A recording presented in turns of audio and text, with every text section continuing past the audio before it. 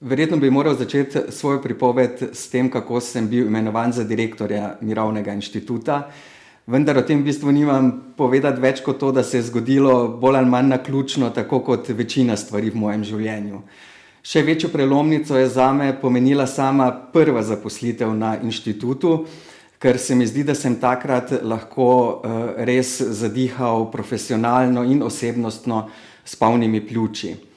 Od projektov so name največji vtis naredile delavnice po srednjih šolah o migracijah in sovražnem govoru, ki sem jih izvajal več let, ker je zelo zanimivo v bistvu stopiti iz svojega akademskega mehurčka in se izpostaviti neki publiki, ki veš, da bo postavljala vprašanja, na katere ni enostavnih odgovorov. Recimo za primer, eden od dijakov je vprašal, zakaj bi v Sloveniji trošili denar za migrante, če ima njegova babica 350 evrov penzije.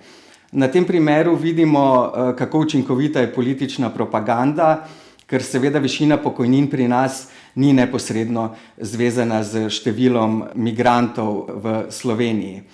Najboljši odgovor na takšna vprašanja pa so v bistvu migranti sami, ki so tudi sodelovali na teh delavnicah, ker skozi njihove osebne pripovedi so potem v bistvu dijaki spoznali, da smo vsi enaki in da si vsi zaslužimo dostojno življenje.